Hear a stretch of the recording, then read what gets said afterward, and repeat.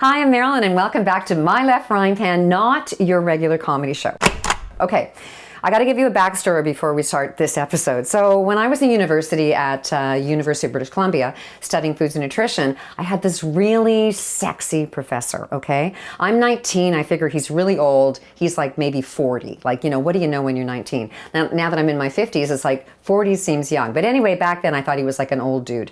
Anyway, he gave us a vegetarian assignment, and then he had this vegetarian workshop that I went to, and I discovered lentils. I discovered the entire world of lentils, and it like blew my mind because my mom, you know, bless her heart, is a really plain cook, and she'll admit this, English, Irish, Scots. She thought pepper was an exotic herb. So lentils, they were not in my house. So that day, my life changed. I became a lentil lover thanks to my professor, who turned out was in his 60s. And so I became a vegetarian until I got pregnant with my son because I basically was vain, all right? So I'll admit it. I became a vegetarian because I wanted to look good when I was in my 60s. Anyway, but today I'm going to make one of my world famous recipes out of Healthy Starts Here. It's a spicy red lentil soup and it tastes fantastic.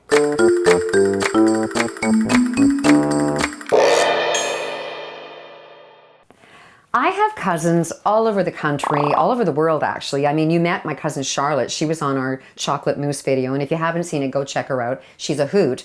But I also have a cousin, Lucina, that lives in Germany, and Coinky Dinky here, she's a food scientist. So I asked her if she could come on the show and talk about lentils, like the science of lentils. And she said she'd love to, but because of the time difference, we couldn't Skype her. So she did a self-tape and then sent it to us. And I've checked it out. It's really good, but she's a tad serious, so we're actually really different. So check out Lucina.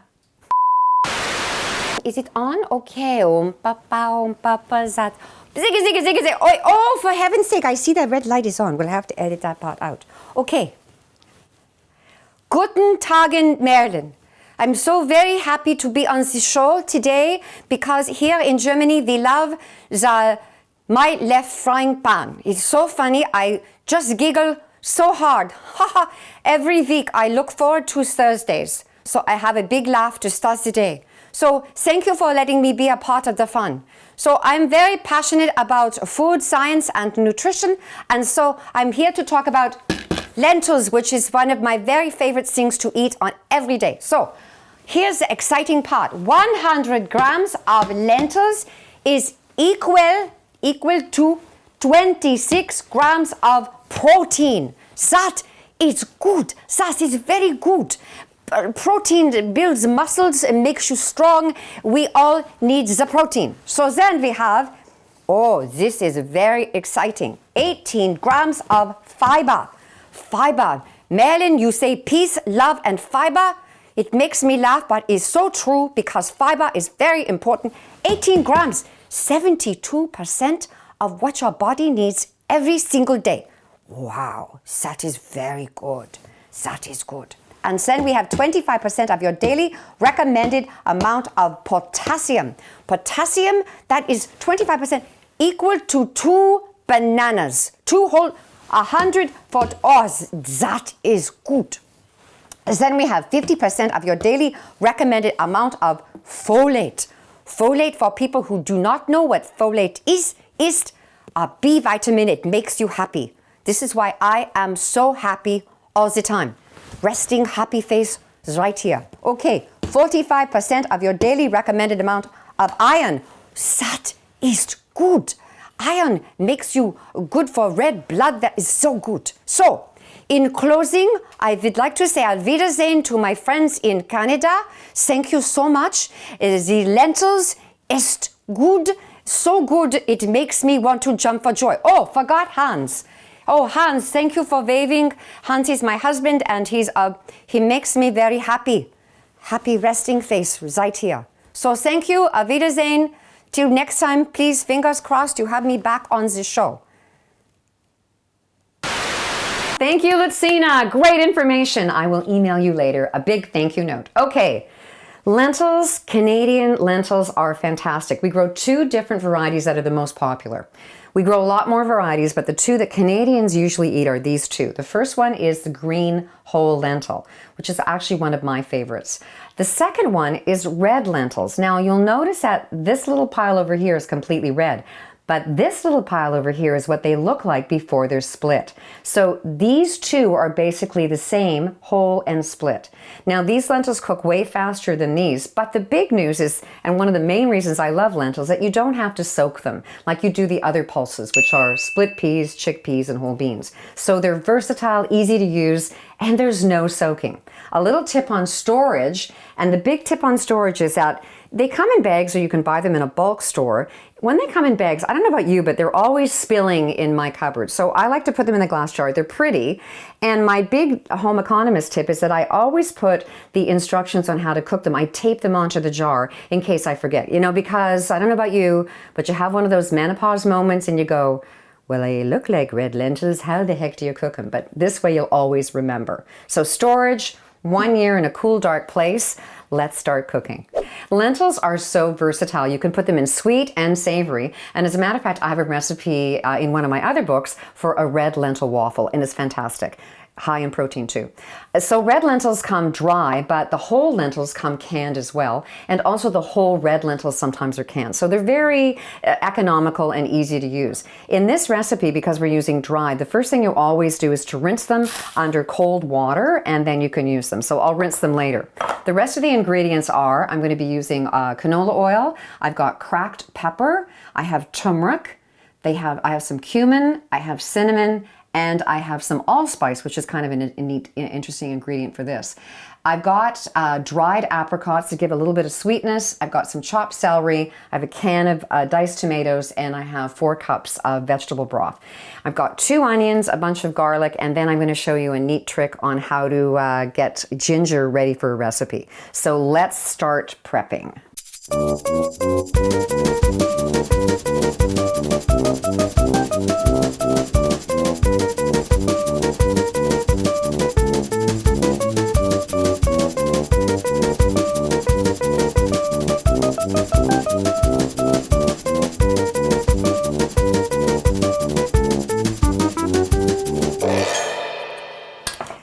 Here's my tip on ginger. So always pick ginger that's got a tight skin. Think of a supermodel. She's really young. Her skin is really tight. You don't want to buy wrinkled up old ginger.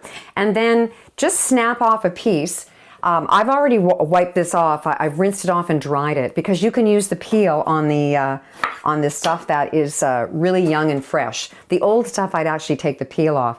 And then this is not really a ginger grater, but I really like it. So you want to have a bigger piece so you can hold it and you won't grate off your fingers. But you can use the peel, and then this grater just goes back and forth like that. And I want a teaspoon. And the trick is that the finer the chop or the finer the mince, or if you grate it, you get a stronger flavor. So I'm going to get a really strong flavor when I grate the ginger. And I need about a teaspoon of fresh, and that's it. And most of you are going, well, what do I do with the rest of that ginger? Well, I use a lot of ginger in all my cooking, but you can always put this into a plastic baggie and freeze it, and then you can just grate it frozen next time. So we're all ready to get the soup on the way. All right, my oil is ready. Into the onions go. Lots of onions. Oh, hear that sizzling noise. Add all my onions. We're going to saute those guys up. And then basically when you're sauteing, you're adding layers of flavor. So if you just saute them this much, they're just going to have an onion flavor. But if you saute them a little bit longer so they get softer and a color develops, then you're going to get kind of a sweeter caramelized flavor. So if you're in a hurry, you can just do it really quick. But if you've got the time, it's always worth it to develop some color. So the onions are starting to get that pretty color, and so I'm going to add the celery next and continuing to saute. And while I'm doing that, the onions are going to pick up some color as well. Then we're going to add the garlic. Now, a big tip on garlic is that always let it oxidize. So after you've chopped it, just let it sit on the board while you're getting everything else ready, and it'll start to oxidize, which means in regular speak that it's all the good stuff in garlic gets more bioavailable. That's a good way to put it. So your body likes it better when it's sat after you've chopped it for like 5, 10, 15 minutes. Not any longer than that. Well, you know what, it's okay, but like not a week or a day, but just quick. All right, so I'm getting a lot of great color in there. So I'm going to add all my spices, the cracked pepper, the turmeric. Together they're very powerful as an anti-inflammatory. I've got cumin, I've got cinnamon, and then the allspice. And I'm going to mix that around, and it should smell fantastic. Turn my heat down a little bit. And then I'm going to, you want to cook that just a bit to make sure that all those spices got absorbed in the oil. And then I'm going to add my 4 cups of vegetable broth, low sodium, and a can of tomatoes. And then here's a little tip on, I'm adding the apricots. And the tip is that instead of chopping them, you use scissors, kitchen scissors, not the scissors in your sewing kit. And that way they don't stick. Look how easy this is. So you don't want to put them in whole because you want these to sort of dissolve, and it adds a little element of sweetness to the recipe. So just snip up your dried apricots. Stir that up. You want to make sure it's all well combined before you add the star to this recipe. And the star is my rinsed and drained lentils. I'm just going to add them into the pot. And the beauty of red lentils is that they start to get so soft, they almost become like a soft kind of a paste in them. So they don't really dissolve and they don't really melt, but they become really super soft and become just another ingredient in this fabulous soup. So you're going to bring this to the boil, then you're going to cover it, reduce the heat to simmer, and cook for between 30 and 40 minutes until all the vegetables are super tender.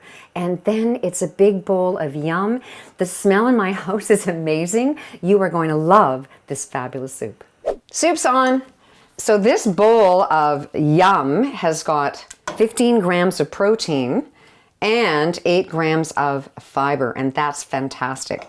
I am so glad to be partnering with Lentils. I've been a fan of them from forever.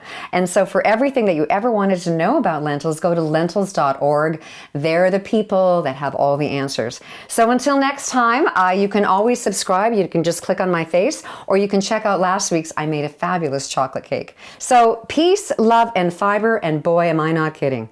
Have a great day.